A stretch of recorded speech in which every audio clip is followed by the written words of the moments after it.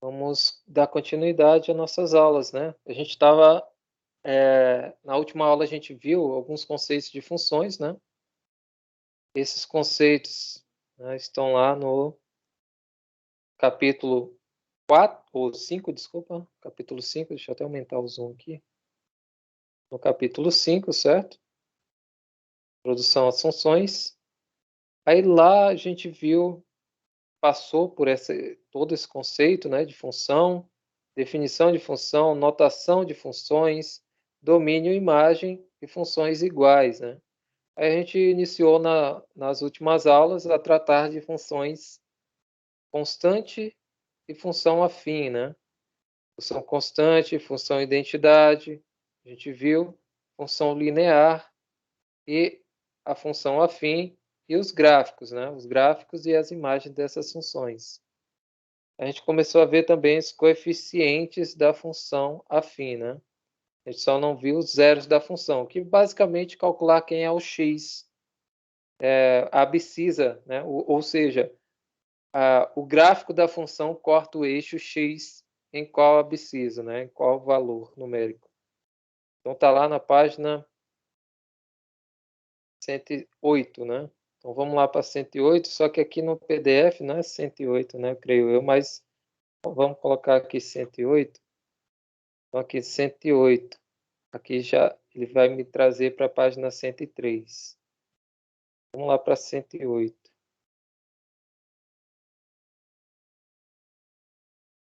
Isso aqui. Deixa eu aumentar mais um pouco para ficar melhor para quem estiver pelo celular. Então, os coeficientes a gente viu, né? Os coeficientes são basicamente o A e o B, né? Que a gente viu na aula anterior. A gente dado uma função linear, né? A gente diz que o coeficiente angular, né, ou declividade, né? Ele é dado pela letra A, né, coeficiente angular, e o B, né? Esse B da função, ele é chamado de coeficiente linear, tá? A gente tem o coeficiente linear e o coeficiente angular. Eu mostrei para vocês, né, no GeoGebra, que esses coeficientes fazem, né? Mas eu creio que só mostrei na função linear, né? Eu não mostrei na função afim. Então, olha só, deixa eu colocar aqui AX mais B. Então, olha, tá aí, ó. Ele criou para mim dois coeficientes automáticos aqui, né? O A e o B. Né? Então, aqui está a minha função, onde A vale 1 e B vale 1, certo? Se eu colocar o B valendo 0, certo? Coeficiente linear igual a 0, eu tenho aqui a função identidade. Então, vocês podem observar justamente os valores iguais, né? X igual a 1, eu vou ter y igual a 1. X igual a 2, y igual a 2. Né? Então, se o meu coeficiente linear é 0, eu tenho, e meu coeficiente angular é 1, eu tenho uma função identidade. É por isso que não tem. E se eu modificar esse coeficiente, né, tirar esse coeficiente angular, né, diferente de 1, né, ele vai fazendo esse movimento, né, que a gente viu, que é o movimento que faz a função linear, né? Função chamada função linear, tá? Faz esse movimento. Então, quando a gente altera o coeficiente angular, ele faz esse movimento, né? Modifica o ângulo com relação ao eixo x. Quando a gente modifica o coeficiente linear, o que que ele faz? Ele parece que anda, né? O gráfico não altera, porém ele anda em torno de quem? Em torno do eixo x, tá? Vou até colocar aqui interseção entre a reta da função e o eixo y. Desculpa, eu falei x, né? Mas é o eixo y. Então, ele está fazendo esse movimento aí, ó, da interseção entre o eixo y e a reta. Então, digamos que esse ponto, quando eu modifico, né, o coeficiente linear, ele anda em cima da reta, ele modifica, né, na verdade, ele modifica o valor que corta o eixo das ordenadas, né, o eixo Y. Parece que o gráfico vai andando em cima desse eixo, né, eixo Y, tá? Ele vai fazendo esse movimento aí, beleza? Eu vou alterando os valores de B, que é o coeficiente linear. Quando eu altero o coeficiente angular, ele faz esse movimento aqui, né? Como se o mesmo ponto é fixado ali, né? Porém, ele fica girando, né? Como se fosse uma hélice de avião, certo? Então, por isso que ele modifica o coeficiente angular, né? Modifica o ângulo. Beleza? E a gente tem vários formatos, né, dessas funções. Mas tem também como a gente obter uma equação através de pontos, né? Creio que a maioria saiba encontrar a equação ou função, né, através de um ponto ou do coeficiente angular ou linear. Então, esse exercício aqui, né, ele já tem a solução, mas ele diz o seguinte, né, obtenha a equação da reta, no caso é o gráfico da função, que passa pelo ponto 1, 3, tá? E tem coeficiente angular igual a 2. Então, eu sei que a minha equação da reta, né, como não é função, quando eu trato de função é dessa forma. Quando eu trato de equação da reta, eu trato com o f de x como y, tá? Então, vamos tratar assim, né? Y é igual, coeficiente angular é 2, então eu tenho certeza que a minha função vai ser algo desse tipo. 2x mais um b aqui, que eu não sei quem é, certo? Mas tem como saber. Basta eu substituir esses valores aqui dentro dessa função. Quem é x? É o 1. Quem é y? É o 3. X, y. Então, se eu substituir aqui dentro, eu vou encontrar quem é meu b facilmente. Então, aqui é 3 igual a 2 vezes 1 mais o b,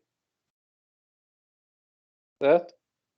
Logo, eu vou ter que esse b vai ser 3 menos 2, certo? Então, b é igual a 1,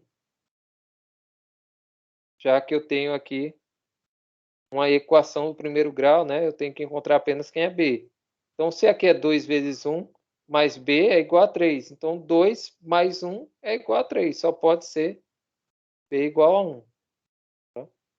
Então, pronto, já encontrei que é a minha função, né? Minha função vai ser, ou minha equação, né, da reta, vai ser y igual a 2x mais 1. Tá? Bem simples, né? Bem facinho, só fazer as substituições. E o que eu fiz aqui em cima não muda nada o que foi feito aqui na resolução do livro, tá? E tem outras questões bem parecidas, tá? Só para mesmo testar vocês, se vocês conhecem mesmo, né?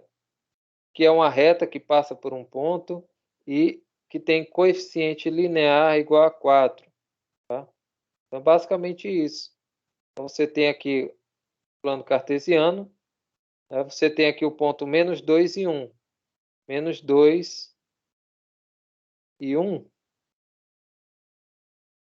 está mais ou menos aqui, nesse ponto. Digamos que é o ponto P. Então, esse ponto P está aqui. Passa por esse ponto. Agora, você não sabe o seguinte. Você não sabe se essa reta ela passa assim, se ela passa assim, se ela passa mais deitada, né, mais inclinada. Então, você não sabe se ela é crescente ou decrescente, né? Então, você tem que fazer aqui as operações em torno de uma equação no formato de equação de função afim, né? É esse formato aqui. ax mais b, certo? Aí você vai substituindo os valores. Quem é coeficiente linear? O coeficiente linear é o b. Então, você já sabe de cara que o b tem que ser 4. Vou substituir aqui. E aqui você sabe que é um par ordenado composto por x e y. Certo? Então, substituir aqui quem é x e quem é y, encontra quem é o coeficiente angular e pronto. Já está dado aí a sua equação da reta. Né? Você tem que encontrar apenas quem é o a para montar a equação da reta. Beleza? Tem vários outros exercícios, né? Vou pular aqui um pouco. Zeros da função, né? Como é que eu encontro os zeros de uma função? Basta eu fazer, pela definição, zero da função é todo x cuja imagem é nula. Lembra? Nula é igual a zero, a imagem é zero. Essa imagem, quem lembra, a imagem é o f de x. Ou seja, é o nosso y, né, que é igual a y. Então, a gente tem aqui que essa imagem, ou seja, o f de x tem que ser zero, tem que ser igual a zero, tem que ser nulo. Né? Então, a gente tem isso aqui, certo? O f de x tem que ser igual a zero. Mas quem é f de x? Y. Então, para encontrar o x ou os zeros da função, o zero, na verdade, porque só tem um zero da função afim, a gente vai ver zeros da função quando for função de grau 2 ou maior, né? Maior do que 2. Maior ou igual a 2. Então, como é grau 1, né? X, ax mais b, como aqui o grau é 1, então a gente só tem um zero da função. Por isso que aqui está no singular, certo? A gente vai ter só um valor que corta o eixo das abscisas. Beleza? Então, aqui, x é zero de zero da função, né? Ou de y igual a f de x, se somente se f de x for igual a zero. Tá? Então, basta eu pegar aqui a minha função, fazer f de x igual a zero, né? Isolar aqui o x, a gente encontra aqui que x é igual a menos b sobre a. Essa formulazinha aqui, né, essa expressãozinha aqui, a gente encontra o zero da função facilmente. Tá? Basta eu isolar o x, né? Ou seja, x é o meu zero da função. Tá? Como diz a definição, x é zero da função se isso aqui ocorrer. Então, se isso aqui ocorre, então x é zero da função, já que é se somente se. Tá? Então, vamos lá.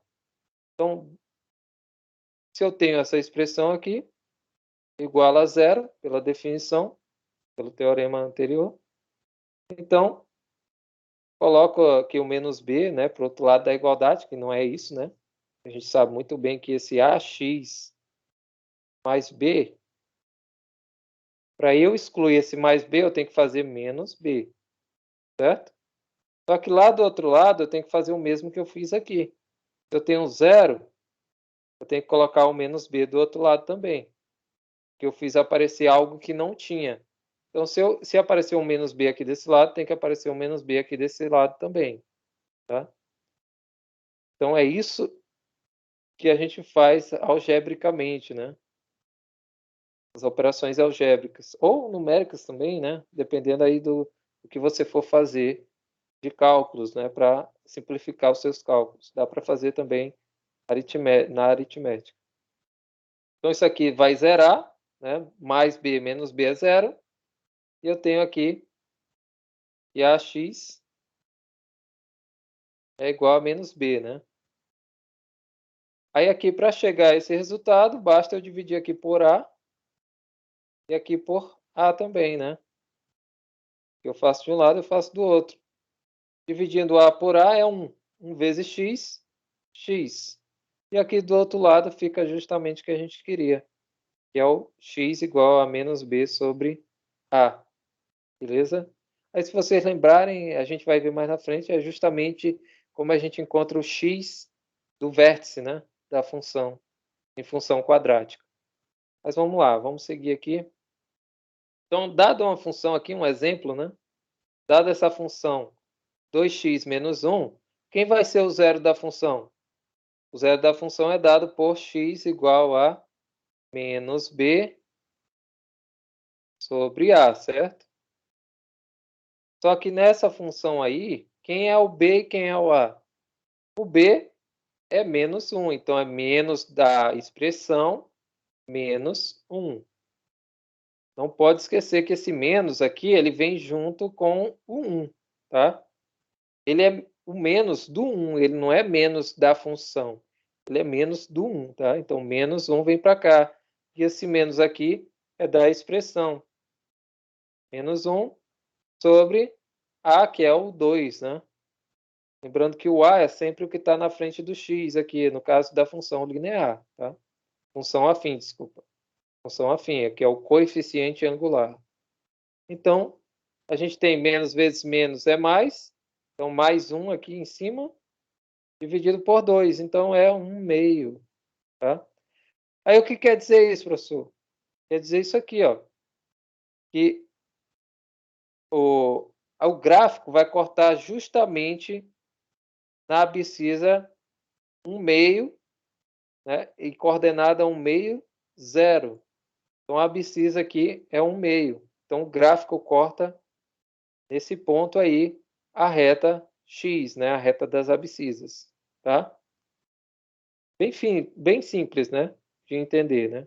É o único ponto que corta ou intercepta, né? A gente pode falar assim, o eixo das abscissas, tá?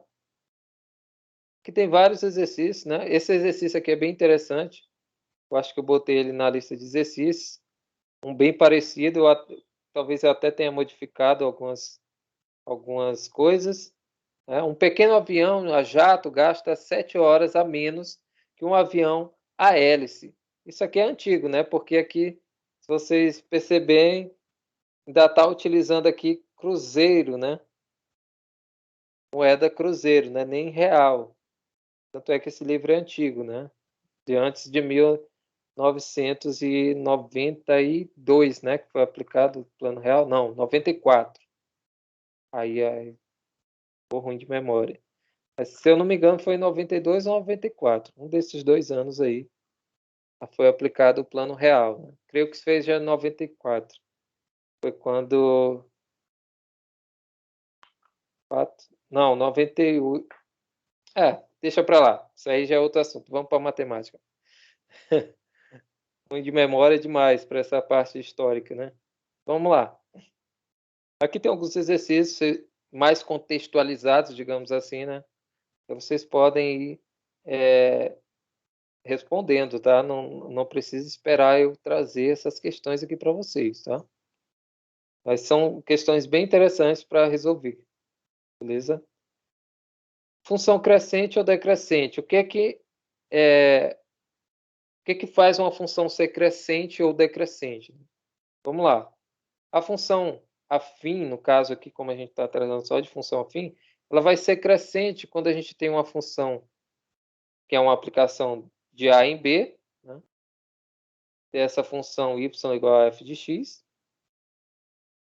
Quando a gente tem um conjunto que é subconjunto do conjunto A, né? Ou seja, é um conjunto que está dentro do conjunto A, do domínio. Se para 2 valores quaisquer que a gente pegue dentro desse conjunto A1, que é subconjunto de A, com x1 menor que x2, a gente obtém, né, por consequência, que a função f de x1, no ponto fx1, é menor que fx2. Então, pela definição, para todo x1 e x2 que a gente pegar, a função vai ser crescente quando a gente tem x1 menor que x2 implicando em f de x1 menor que f de x2. Tá? É justamente aquele gráfico desse tipo aqui, né? Onde a gente tem aqui... Deixa eu colocar aqui no GeoGebra, né? Olha lá. Deixa eu colocar aqui. Deixa eu modificar. Olha lá. Essa daqui é um gráfico de uma função decrescente. Vou só melhorar aqui. Por quê? Se vocês observarem aqui, eu tenho aqui esses 2 pontos. Vou colocar. Vamos lá. E aqui, deixa eu colocar aqui o nome e valor, né? Aqui também, nome e valor. Então, olha só, observem só essas coordenadas. Então, o ponto C aqui, eu tenho que x do ponto C é 2. Deixa eu modificar aqui. Deixa eu colocar esse x para cá. Esse aqui, esse mesmo. Então, aqui, ó, na parte positiva, né? Eu tenho aqui 2,05, que é o nosso x2, certo? Esse aqui é o x2. E esse 0,45 é o x1. Se a gente for verificar, né, quem é maior do que o outro, a gente vê facilmente que o x2 é maior que o x1. Aí a gente tem que, por definição, ter o f de x1 menor que o f de x2 também. Né? Então, aqui, ó, o f de x1 é 0,41. Já que esse x1 é 0,45, o f de x1 é o nosso y aqui, que é o 0,42. Tá? 0,42. Aqui eu peguei parte negativa, né? Mas creio que vocês entenderam basicamente o que eu tenho que fazer. Então, o f de x1 tem que ser menor que o f de x2 também, né? Seguindo a mesma sequência. Tá? Por consequência, eles têm que ter a mesma característica. Né? x1 é menor que x2, então f de x1 tem que ser menor que f de x2. Ah, mas aqui é crescente, né? Por isso que está dando erro aqui. Eu estou colocando a função decrescente, né, pessoal? Vai dar erro. Então, vamos lá. Aqui, ó, eu tenho aqui o f de x, o x1, né, que é menos 1,33, e o x2, que é 1,29. x2 é maior que x1. Está na cara, né? Tanto por ser negativo, mas se a gente pegar positivo aqui, também vai continuar sendo maior. Tá? Vai continuar sendo maior. Então, aqui, 0,4 é menor que 1,25. E aqui, o 2,01, que é o f de x1, é menor que o 3,98, que é o f de x2. Né? Então, só aí, numericamente, dá para enxergar que isso aqui funciona. Né? Segue a mesma sequência. Então, né, pode também ser posto dessa forma, tá? Para todo x1 e x2, se x1 é diferente de x2, né, 2 pontos diferentes, então essa variação aqui, né, variação de x1 menos f de x2, f de x1 menos f de x2, dividido por x1 menos x2, tem que ser maior do que zero. Né? É a mesma definição, tá? Posso utilizar tanto uma como a outra, beleza? Mas a primeira é a mais simples, né? Digamos assim. Você pode utilizar as duas. Então, dá 2 pontos diferentes, a variação entre os f's, né? Os y's e os x, tem que ser positivo, maior do que zero. Tá? Aqui ilustra, né, graficamente, mas eu vou pular aqui essa parte, porque senão a gente vai ficar muito prendido nessas definiçõezinhas e eu não quero demorar muito para a gente terminar essa parte de funções, tá? Vamos lá. Função decrescente. Quando que vai ser decrescente? Né? Quando a gente tiver uma aplicação f de a em b e ela vai ser decrescente dado um subconjunto, né, dentro desse conjunto A, onde x1 e x2 pertencem a esse conjunto A também, né? É bem parecido ao início, né, da definição. Porém, a mudança está aqui, ó. Se esse x1 é menor que x2, então as suas imagens vão ser f de x1 é maior que f de x2, né? Inverte aí a desigualdade. Então, se x1 é menor que x2, então o f de x1 vai ser maior que o f de x2. Tá? Em símbolos, né, a função é decrescente se para todo x1 e x2 dentro do intervalo, né, que a gente pega ali um intervalo numérico, né, a gente tem que x1 é menor que x2, então f de x1 vai ser maior que f de x2. E vai recair nisso aqui, né? Justamente o que eu estava falando, só que ao contrário, né? Aqui, ó, o f de x1, desculpa, o x1 é 0,4. É menor que o x2, que é 1,25. Só que aqui é o inverso, ó. O f de x1 vai ser maior que o f de x2, ó, porque aqui é negativo.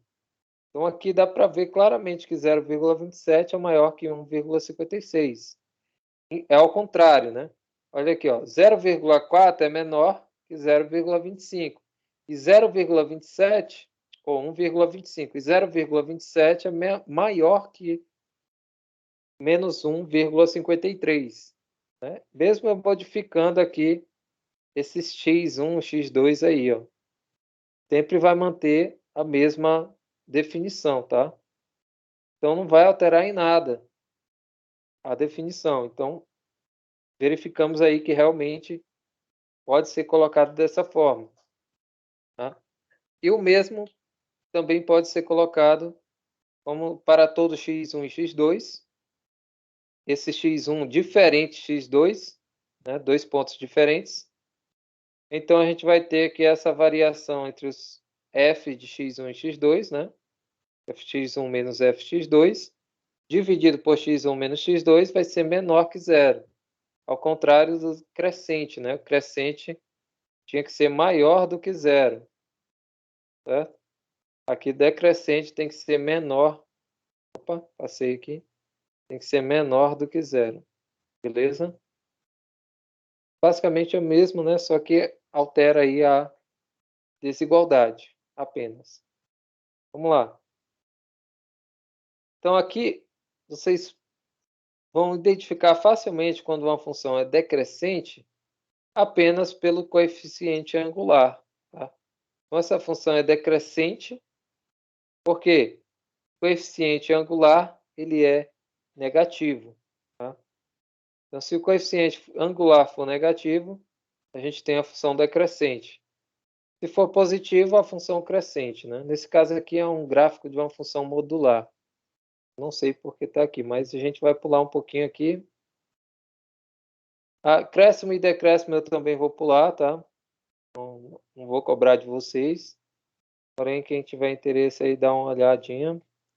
Sinal da função, isso é importante, porém, também vou pular um pouquinho, tá? E é basicamente isso aqui, né? Está abaixo aqui, positivo ou negativo, acima da reta positivo e abaixo é negativo. Então, eu creio que isso aqui é mais interessante de ver lá no ensino médio, né? Mas aqui vocês vão ver isso aqui muito em cálculo, né? Nas disciplinas de cálculo. Então, creio que vocês vão ter que revisar tudo isso aqui novamente, né? De parte de sinal, mas essa parte de sinal aqui da estudo do sinal de função afim é mais simples do que qualquer coisa, né? Porque aqui tem um gráfico, né? Numa curva. Mas quando é tratado de função afim, é mais simples, né? Porque a gente vai ter só um ponto e a partir desse ponto a gente vai dizer se é positivo ou negativo, né? Dependendo do seu sinal aqui no caso, né? O sinal da função afim, né? Por exemplo. Então a gente tem que considerar quem? O zero da função, certo? Considerando o zero da função, a gente encontra facilmente, né, para qual lado a função vai ter valores positivos, para qual lado, né, vai ter valores negativos. Tá? Então é bem simples. Então, o primeiro caso é que o coeficiente angular ele é positivo. Se ele é positivo, a gente tem função crescente, vai ser um gráfico desse tipo aqui, passando pelo zero da função, sempre, tá? Sempre. Então a gente diz que esse sinal aqui, né, do gráfico da função, vai ter valores negativos aqui e valores positivos aqui. Esses são os sinais fazendo um estudo, né, do sinal da função afim. Por exemplo, aqui, ó, justamente o que eu escrevi aqui para vocês, né? Vai ter algo desse tipo. No segundo caso, é quando é negativo. Né? O coeficiente angular, ele é negativo. Então, a gente tem aqui, né, o mesmo gráfico, porém decrescente, né? Eu falei para vocês, o coeficiente angular é que diz se a função é crescente ou decrescente. Então, se ele é negativo, a função é decrescente. Né? Então, nesse caso aqui, quando o A ele é negativo, ou menor que zero, nesse caso, a função é decrescente. A gente tem os sinais dessa forma. Né? Qualquer valor menor do que o zero da função, ele é positivo. Para valores maiores que o zero da função, é negativo. Beleza? Basicamente isso. Então, esses são os sinais, né, da função. Aqui tem algumas nomenclaturas, né? Eu vou pular aqui um pouquinho, tá? Porque senão a gente vai ficar muito tempo em função afim. A gente tem muitas funções que vê ainda. A gente vê basicamente todo esse livro, né? Todo esse livro aqui. Inequações eu vou pular um pouquinho também. Porém, as inequações são feitas basicamente da mesma forma que a gente vê equações, né? Com a diferença em que a gente tem aqui uma desigualdade, né? No caso aqui, maior, menor, maior igual, menor igual, certo? A gente tem essas desigualdades. Aí a gente sempre aplica utilizando duas funções, né? Função f, função g, né? E a gente faz uma comparação, digamos assim, né? Pode fazer também as operações. Domínio de validade, também vou passar isso aqui, tá? Mas vocês podem ver que tem muita coisa ainda a ver, né? Mas eu vou pular, tá? Senão a gente vai ficar muito tempo nessa parte. E eu quero buscar basicamente o que vocês realmente vão utilizar lá nos cálculos que vêm, né? Nas disciplinas, digamos, mais complicadas. Tá? Eu estou pulando aqui algumas coisas. Equação produto também. Tá? Basicamente fazer um estudo do sinal, né? Então, deixa eu pular aqui um pouquinho, a gente vai ver mais na frente, né, as coisas. Eu vou pular essa parte de inequação do primeiro grau. Tá? Que basicamente é isso aqui, ó. Basicamente só serve para fazer um estudo, né? Estudo de sinal.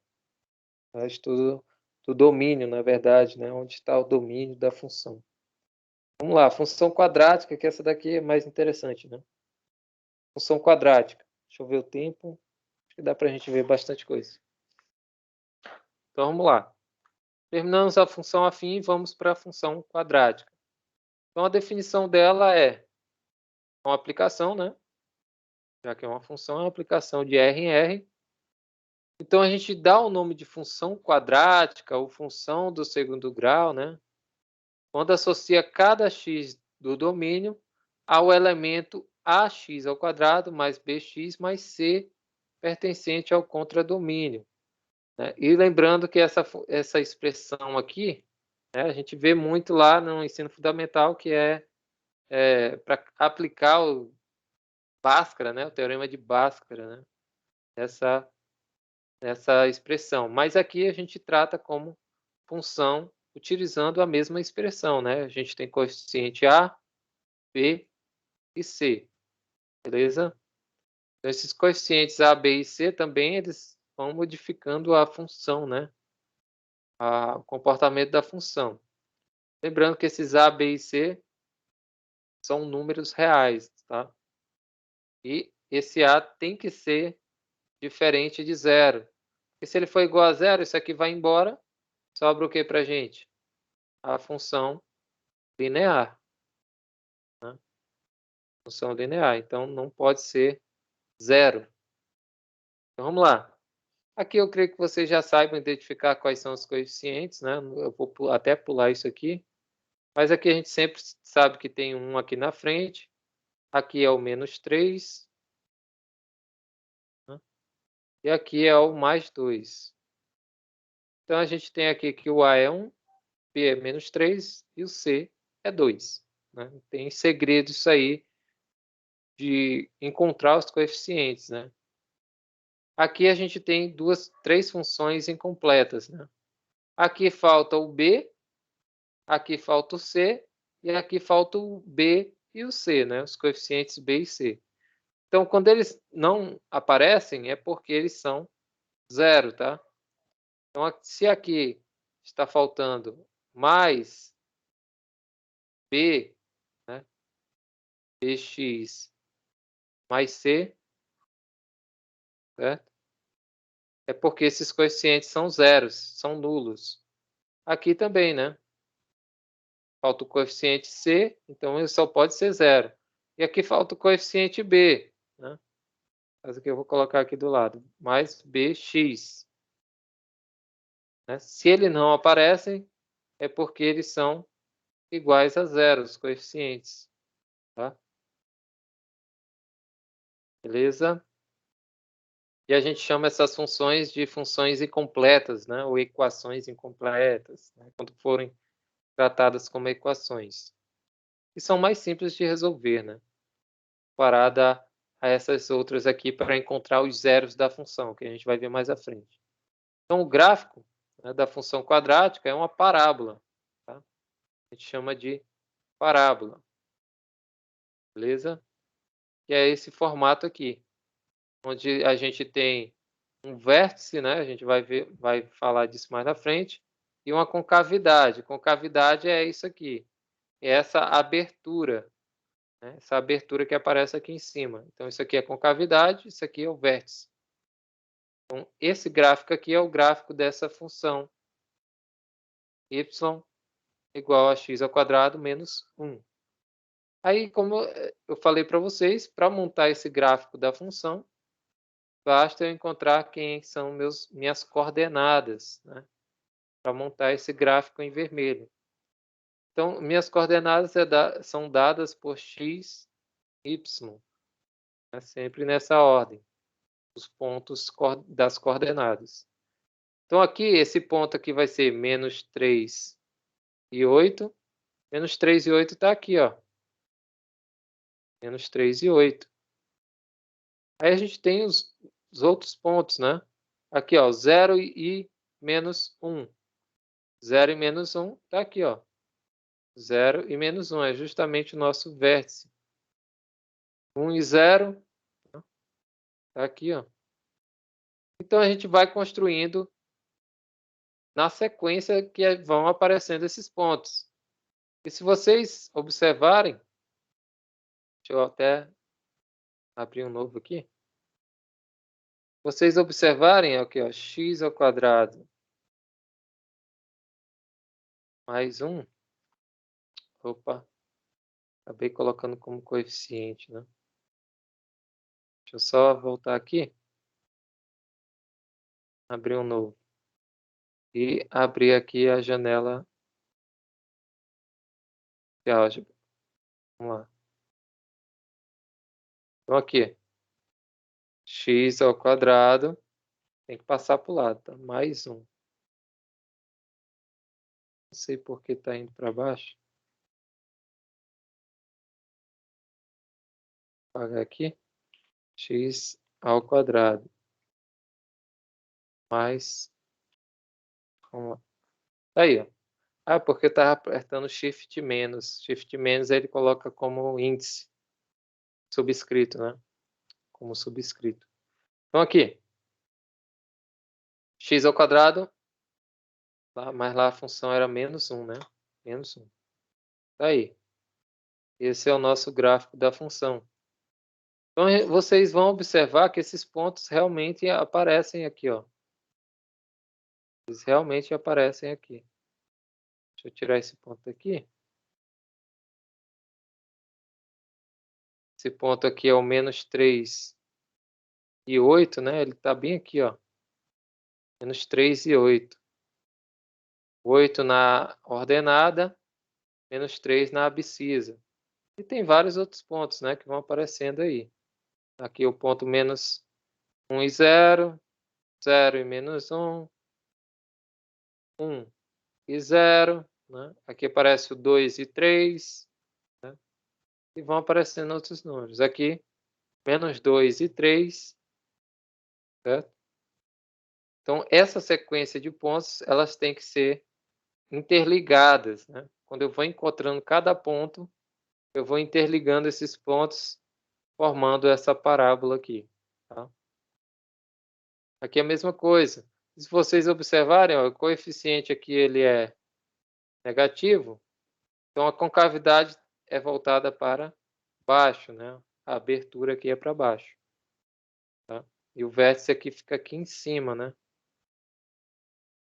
Então a gente vai ver essas definições mais à frente. Vamos lá. Aqui é só para construir o gráfico, né? Isso aqui é mais simples, mais fácil de resolver. Em que condições essa função aqui está definida, né? Esses exercícios aqui, né? Vocês podem pegar eles e tentar fazer, né? E está perguntando assim, claro que eu não vou cobrar esse tipo de questão aqui de vocês, mas é interessante que vocês saibam fazer, tá? Então, em que condições a função quadrática está definida? Aí você vai ver que isso aqui tem que ser diferente de zero, apenas, né? Ela está definida para quando eu tiver o coeficiente angular, esse coeficiente A, tá? Diferente de zero. Então, eu vou ter uma função quadrática. Se eu tiver isso aqui igual a zero, eu já não tenho uma função quadrática. Aí a gente sabe que isso aqui é m ao quadrado igual a 4. Então, diferente de 4, né? Então, m tem que ser diferente de mais ou menos 2, né? Tem que ser diferente de mais ou menos 2. Então, ela está definida para todos os reais menos o menos 2 e o mais 2, né? Esses dois valores. Preciso colocar o mais? Não, precisa. Vai precisar colocar lá no ensino fundamental, né? Então, para esses dois valores aqui, não está definida, mas para valores de m, né? Qualquer valor diferente desses dois números, a função está definida, tá? Basicamente isso. Então, essas outras aqui é mais para vocês encontrarem, determinar a função quadrática, né? Qual é a função quadrática dados esses pontos aqui, né? Essas coordenadas. Porque isso aqui é uma coordenada, né? Se vocês pensarem bem, isso aqui é uma coordenada. Então, isso aqui é o nosso y, é o menos 4, e esse aqui, menos 1, é o nosso x. Fazendo a coordenada, a gente tem x, y. Então, nossa coordenada aqui vai ser menos 1, menos 4. É um ponto. Então, o gráfico tem que passar por esse ponto, tá? Já que ele está dizendo que esse ponto aqui faz parte da função quadrática. Aqui é a mesma coisa, a gente tem outro ponto aqui, que é o ponto 1, 2. E aqui o ponto 2, menos 1. Tá? Então, a partir desses pontos, vocês têm que montar o gráfico da função quadrática, por exemplo. Concavidade, né, que eu falei para vocês. Concavidade é justamente essa abertura aqui. Então, a concavidade ela está voltada para cima, né? A abertura dela está voltada para cima. Então, quando a gente diz que está voltada para cima, é porque o nosso A, coeficiente A lá, ele é positivo, tá? Então, deixa eu trazer aqui, né?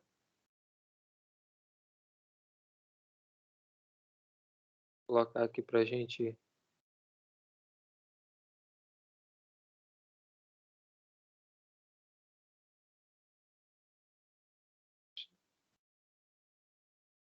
novo. Aqui, x ao quadrado.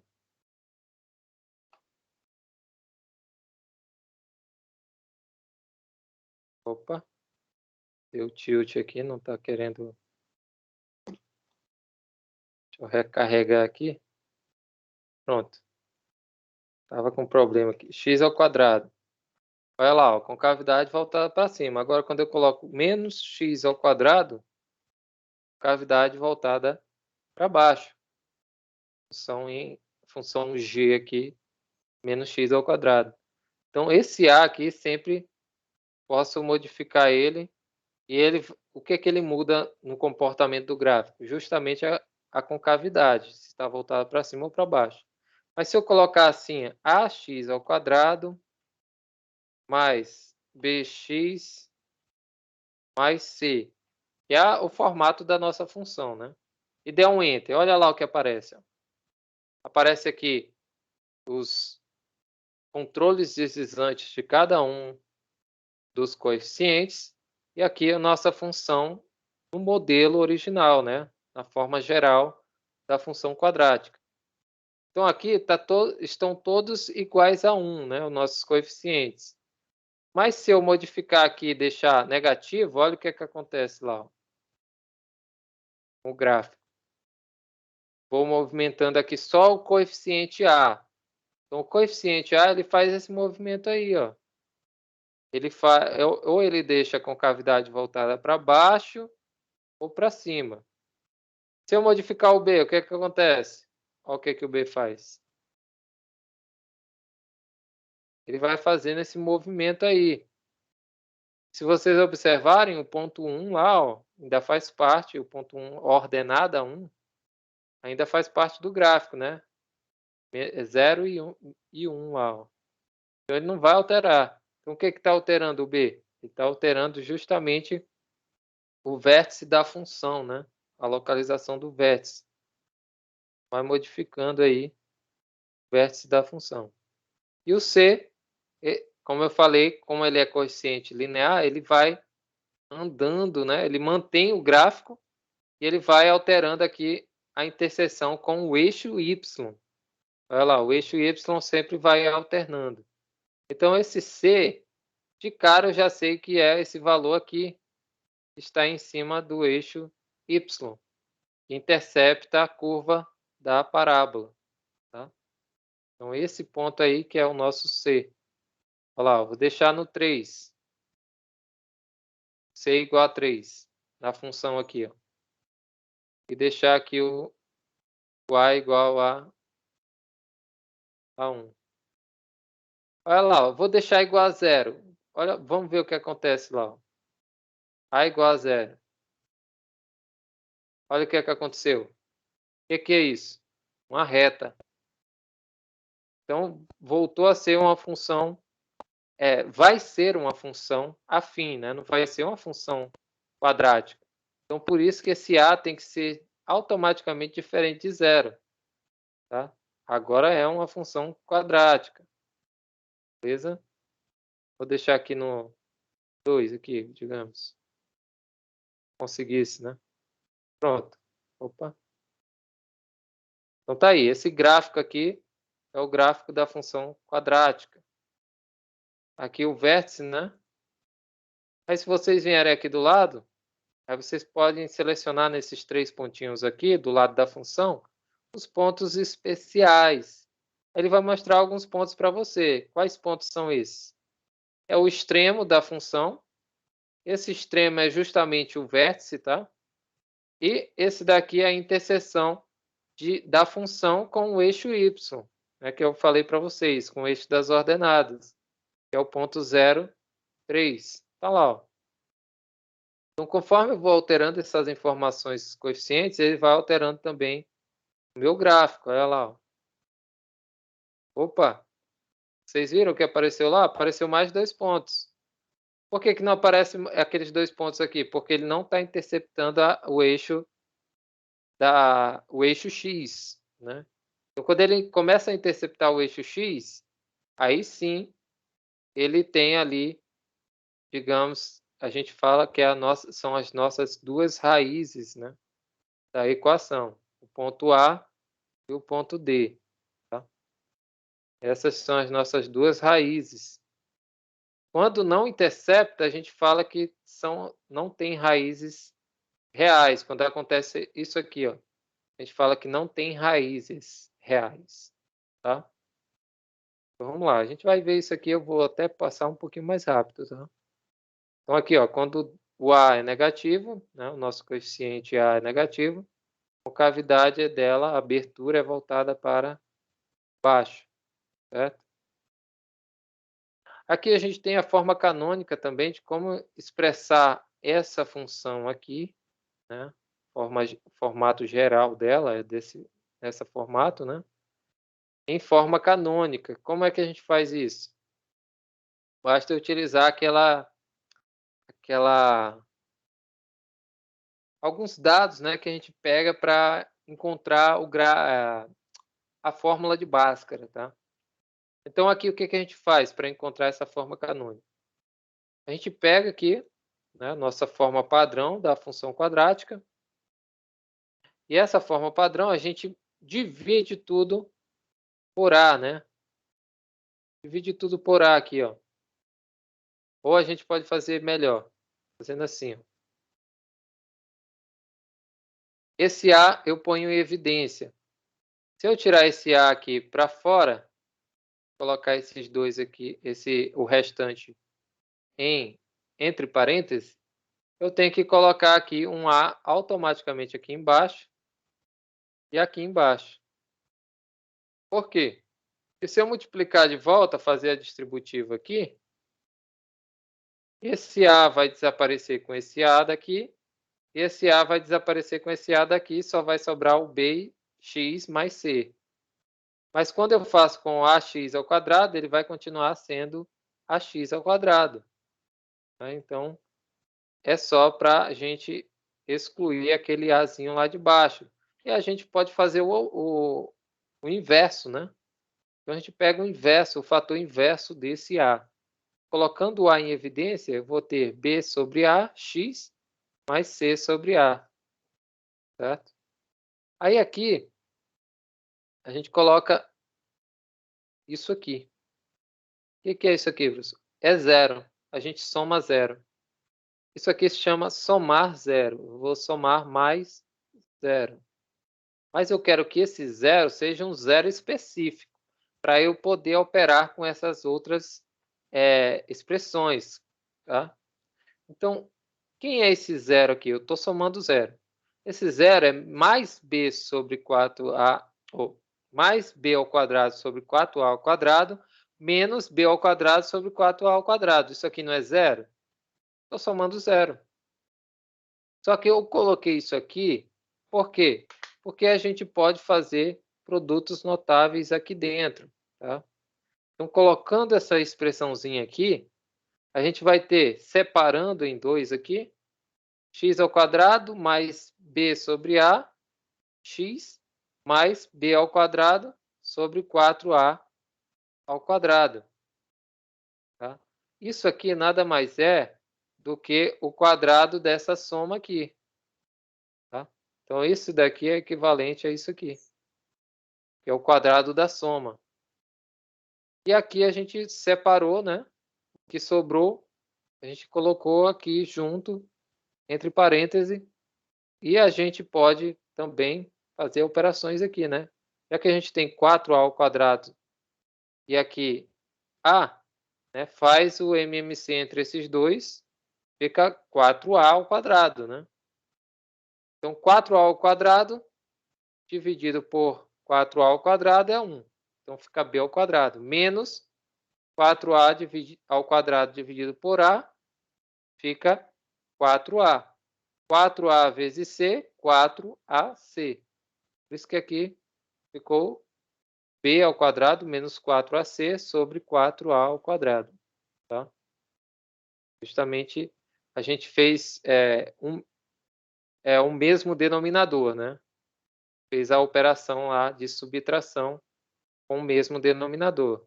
Já que não era o mesmo denominador, a gente fez o MMC. MMC é o máximo múltiplo, MMC é o mínimo múltiplo comum entre esses dois, né? Então, o mínimo múltiplo comum é o 4A ao quadrado. Vamos lá. Então, a gente tem essa expressãozinha aqui. A gente chega a essa expressão. Opa! A essa expressão aqui. A vezes x mais b sobre 2a ao quadrado menos b ao quadrado menos 4ac sobre 4a ao quadrado. Certo? Só que isso aqui a gente sabe o que é. Né? Isso aqui de cima. Essa expressãozinha a gente sabe o que é lá de Bhaskara, lembra? É o nosso famoso deltazinho, né? É o delta. Então, a gente pode simplificar, né, e colocar na forma canônica. Então, essa forma canônica é justamente A vezes x mais b sobre 2a ao quadrado menos delta sobre 4a ao quadrado. Beleza? Então, aqui a gente chega na forma canônica. A partir dela que a gente encontra quem são os pontos do vértice, né? Lembra lá? A gente encontra quem é o x do vértice e o y do vértice. Certo? A partir dessa forma canônica. A gente vai ver lá na frente. Então, os zeros da função. Os zeros da função a gente já sabe, né? Zeros da função, ou as raízes da função, né? Da função quadrática são dadas, né, para valores reais x, tal que a gente tem que f de x seja igual a um nulo, né? Seja igual a zero. Então, sendo igual a zero, a gente tem como soluções, ou como raízes, né, as soluções da equação do segundo grau. Tá? Ou seja, transformei a função quadrática em uma equação do segundo grau. Né? Aí, agora sim, a gente vai ter que usar o famoso Bhaskara, né? Dependendo aí de qual é o formato da equação ou da função. Tá? Então, aqui, ó, a partir da forma canônica, né, que eu mostrei lá para vocês, a gente chega na forminha de Bhaskara, né, na formulazinha de Bhaskara. Então, essa formulazinha canônica aqui, né, se eu dividir aqui por A e aqui dividir o outro membro aqui por A, isso aqui vai continuar sendo zero, isso aqui é 1. Por isso que aqui só ficou o x mais b sobre 2a ao quadrado menos delta sobre 4a ao quadrado igual a zero. Tá? Então, a partir disso aqui, a gente encontra quem é x. Então, quem vai ser x? A gente faz essa operação aqui. Né? Vai ficar... Coloca esse daqui para o segundo membro, né? Vai ficar menos delta sobre 4a ao quadrado, vai ficar delta sobre 4a ao quadrado. Tá? E aqui no primeiro membro ficou do jeito que estava. Aplicando aqui a raiz quadrada em ambos os lados, aqui e aqui, tá? A gente vai ter o seguinte. Opa. Eita. A gente vai ter o seguinte, esse 2 aqui, né? A gente já sabe que vai embora com essa raiz quadrada. Fica o quê? X mais b sobre 2a. E aqui, mais ou menos, né? Tem que vir mais ou menos para cá também, né? Então, mais ou menos a raiz de delta sobre 4A. Só que a raiz de 4A, a gente pode dividir essa raiz em 2, né? A raiz de delta sobre 4A ao quadrado. Só que essa raiz de 4A ao quadrado é 2A, tá? Porque a raiz de 4, né? Raiz de 4 e a raiz de A ao quadrado. A gente pode dividir em 2 aqui também embaixo. Vai ficar a raiz de 4 vezes a raiz de A ao quadrado. Só que a raiz de A ao quadrado corta esse 2 com a raiz, né? Como a gente aprende lá no ensino fundamental. Só que não é isso, né? A gente sabe. E vai ficar A, e a raiz de 4 é 2. E aqui em cima vai continuar sendo raiz de delta. Aí passa essa parcelazinha aqui, né? Essa fração para o segundo membro. E a gente tem justamente a expressão aqui para encontrar o zero da função, que é justamente a fórmula de Bhaskara, tá? Isso aqui é a demonstração da fórmula de Bhaskara, tá? Vocês observarem. Então, aqui a gente utiliza essa notaçãozinha, essa fórmula, né? Então, aqui é o número de zeros da função. O número de zeros da função vai depender do grau da função. O grau aqui é 2, segundo grau, né? Então, nesse caso, a gente tem duas raízes, né? Duas raízes. Porém, não necessariamente a gente vai ter duas raízes sempre, né? Duas raízes reais, tá? Então, quando a gente não tem duas raízes reais, vamos lá. Então, a gente vai ter, dependendo aqui do delta. Isso aqui a gente já viu, né? Faz tempo, mas a gente viu. Então, isso aqui, quando a gente tem delta positivo, a gente diz que a gente vai ter duas raízes reais distintas. Então, a gente vai ter o x1 e o x2.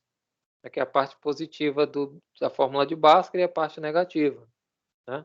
Então, a gente tem duas raízes reais distintas, ou seja, diferentes. Quando a gente tem delta, a gente calcula aquele delta lá, né?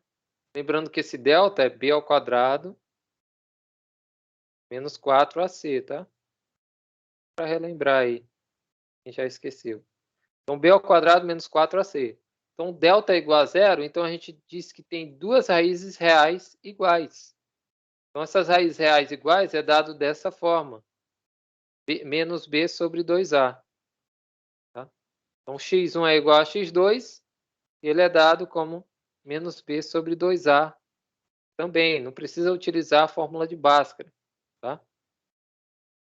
E quando a gente tiver delta negativo, ou seja, um valor menor que zero, a gente diz que essa raiz quadrada de delta não pertence aos reais. Se ela não pertence aos reais, então a gente diz que não apresenta raízes reais, tá? Porque não tem como a gente tirar a raiz quadrada de menos 4. Ou menos 4 não, vou tirar aqui menos, utilizar um valor que não tenha raiz quadrada, né? Digamos assim. Raiz quadrada de menos 2, né? E aí, como é que a gente faz isso? Isso aqui a gente sabe que esse elemento aqui, ele pertence ao conjunto dos números complexos. Então, não pertence aos reais. A gente tem que ter raízes reais, já que a reta x ela é representada por valores reais, ou seja, é a reta real, beleza? Já que a função também, né? A função é uma aplicação dos reais nos reais, tá? Função quadrática. Aplicação dos reais nos reais. Então, não tem como ser uma raiz complexa aqui nesse caso. Tá? Mas existem, tá? Existem as raízes complexas. Mas nesse caso a gente diz que não existem raízes reais. Tá? E aqui as formas de como a gente encontrar, né? Aqui o x1 é encontrado assim, e o x2 é encontrado dessa forma, né? Utilizando a fórmula de Bhaskara. O x1 igual a x2 é dado dessa forma, né? Menos b sobre 2a. né? Lembrando que chega a esse formato aqui, por quê? Por causa da forma canônica, tá? Forma canônica. Se o delta é igual a zero, então raiz de delta é zero. O que sobra para a gente? Menos b sobre 2a. Tá aqui, ó. Não precisa nem pensar muito, né? Ou aqui também, né? Antes de chegar aqui, a gente pode dizer que aqui é zero, delta é igual a zero, zero dividido para qualquer coisa é zero. Então é zero. Então eu passo esse menos b para o outro lado, né? Menos b sobre 2a. Eu vou ficar com menos b sobre 2a. Já que o meu delta é igual a zero, né? Bem simples, né? Não tem muito segredo para chegar a esse formato aqui. Aí aqui, significado geométrico, né? Interpretando geometricamente quais são as raízes. É justamente o que eu falei para vocês, né? As raízes, elas cortam o eixo X, tá? Sempre. Vão cortar o eixo das abscissas, né? O eixo X. Então aqui a gente tem que x1 aqui é igual a 1. E o x2 aqui é igual a 3. A gente tem duas raízes reais nesse caso, tá? x1 e x2. E aqui, ó, se vocês observarem, o y aqui é igual a zero. Por isso que a gente faz lá f de x é igual a y, né? Ser igual a zero. Então, aonde tiver y é igual a zero, e eu encontrar valores de x, esses x vão ser meu x1 e x2. Por isso que aqui o y é zero aqui e zero aqui, tá? Que é os zeros da função. Lembra? Zeros da função são as raízes. Beleza? Aqui tem vários exercícios, tá? Eu acho que eu vou parar por aqui, porque senão vai ficar muito cansativo. Porque é muita coisa, né? Muita informação. Isso aqui, o professor passa meses para passar, né? Eu estou passando aqui em horas, né? Em minutos. Então, vão treinando esses exercícios. Eu costumo colocar questões assim, né? Eu coloquei uma vez numa prova essa mesma questão. Então, tenta fazer, tá? Não tenham medo de raiz quadrada, porque isso aqui é a coisa mais simples que tem, tá? Creio que não vou cobrar também essa parte de sistema, mas se eu cobrar, eu vou resolver algum exercício ou outro, tá? Mas eu creio que eu não coloquei nas listas. Se vocês observarem lá, eu coloquei aqui, tá? Coloquei aqui nos arquivos, tem tanto nos arquivos as duas listas, eu coloquei logo duas, tá? A lista 1 e a lista 2. Tá? Então, tem duas listas aqui. Uma tem 12 questões, tá? E a outra lista tem mais, se eu não me engano, tem mais questões, tá? Porque engloba o restante das funções. Aqui tem 15 questões. Engloba até função logarítmica, tá? Então, e a gente vai ver nas próximas aulas função logarítmica, exponencial, recíproca, tá? Então, essa primeira parte, função linear e função quadrática, são as mais simples, né? Por isso que eu estou passando um pouquinho mais rápido, beleza? Então, aqui tem vários exercícios, podem ir fazendo, tá? Não tenham medo aí de fazer tanto da lista como do livro, tá? Eu acho que isso aqui vai ficar para a próxima aula. Isso aqui é bem rápido, mas eu vou deixar para a próxima aula, tá? Que é o máximo e mínimo da função, que é justamente o vértice, né? Que eu falei para vocês, tá?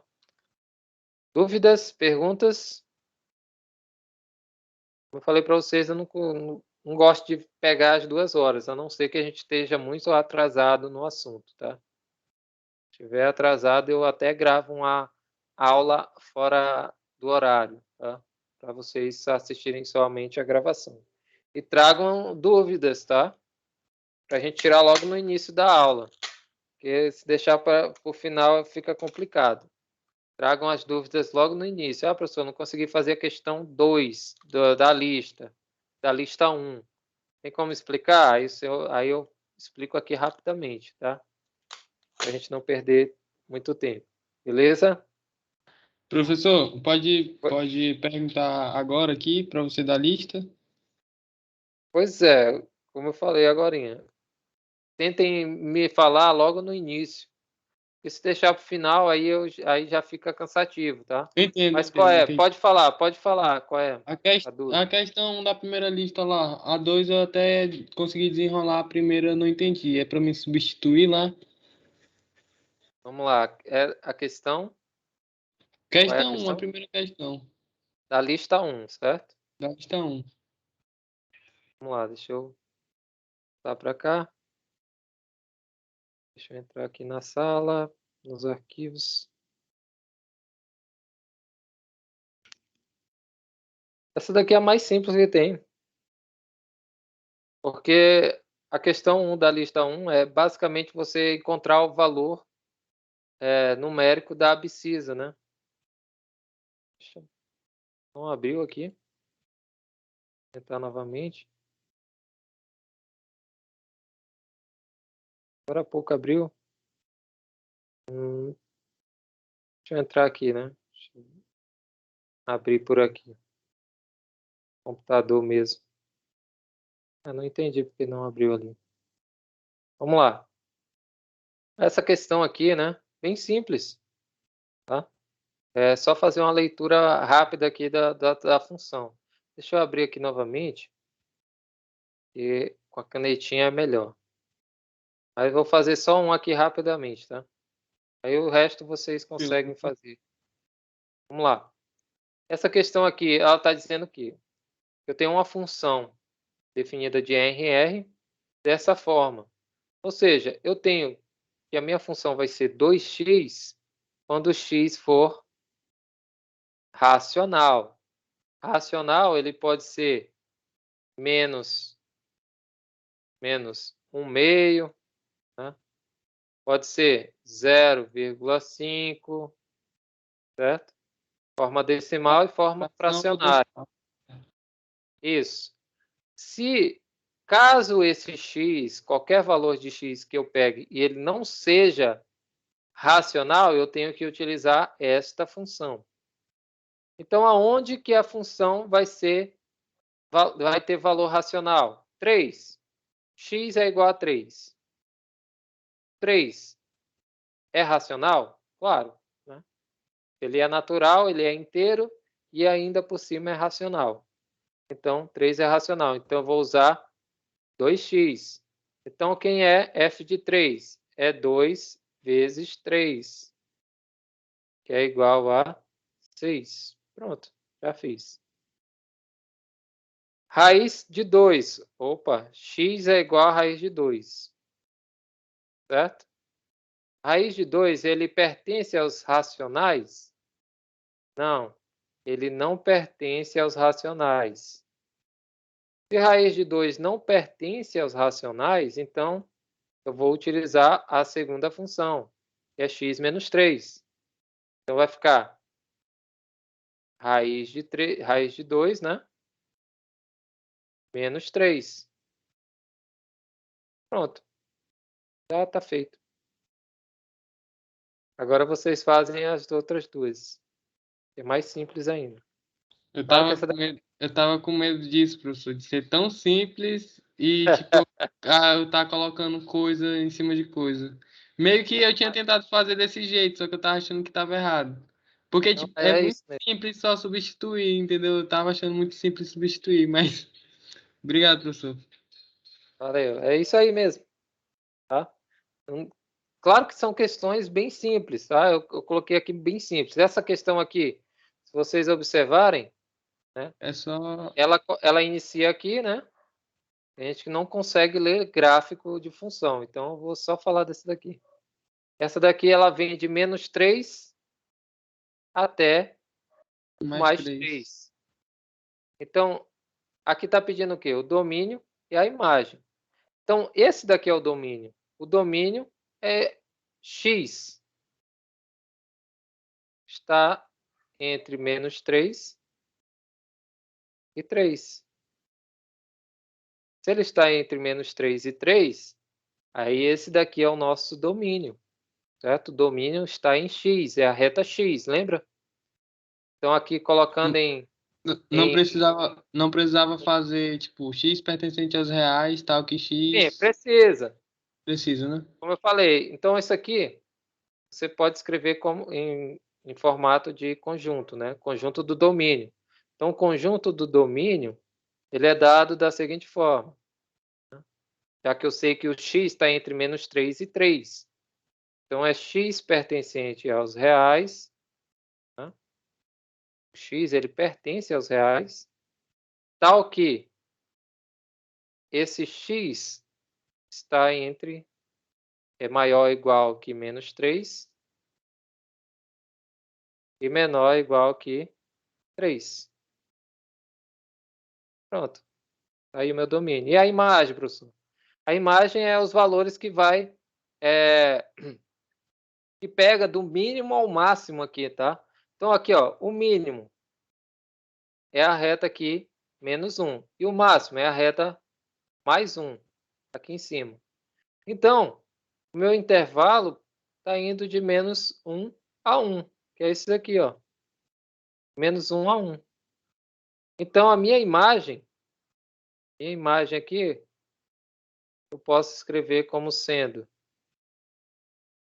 no mesmo formato. É um conjunto, né? Conjunto imagem é todos os y's, né? Porque aqui está na reta y, pertencente aos reais,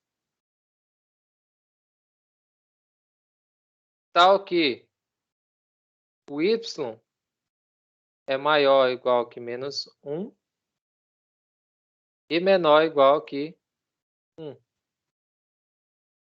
Pronto. Esse daí é o meu conjunto da imagem, tá? Então, são todos os valores aqui que eu pego do mínimo ao máximo. Então, eles estão entre -1 e 1 na reta y. As minhas imagens, tá? Então, qualquer valor que eu pegue aqui no gráfico, eu vou ter imagem nesse intervalo. Beleza? Aqui é a mesma coisa, só que aqui ele está indo para infinito aqui para o outro lado, né? Então, você tem que saber fazer isso aqui. Está indo para mais infinito aqui, só que ele vem até o 2 aqui. Você tem que fazer uma avaliação aqui de qual é o domínio e a imagem aqui nesse gráfico. Tá? As outras são bem mais simples. Tá? Algumas são mais complicadinhas, porque tem um pouquinho mais de trabalho, porém não são difíceis. Tá? É isso, pessoal. Eu que deu para tirar algumas dúvidas aí das questões, dessas primeiras questões, né? E a gente se vê aí na próxima aula. Opa, acabei abrindo aqui. Beleza? Tragam as Professor, dúvidas logo no início, pessoal. A gente ir tirando e depois continua o assunto. Oi? se eu surgir alguma dúvida, só pode perguntar aqui durante a aula ou posso perguntar, né, por mensagem no WhatsApp? Pode perguntar por mensagem, mas não garanto responder na hora. Tá? Uhum. Tá bom. Pode perguntar. Então é isso. Tchau, tchau. Até a quarta-feira. Valeu, professor. Tchau, professor.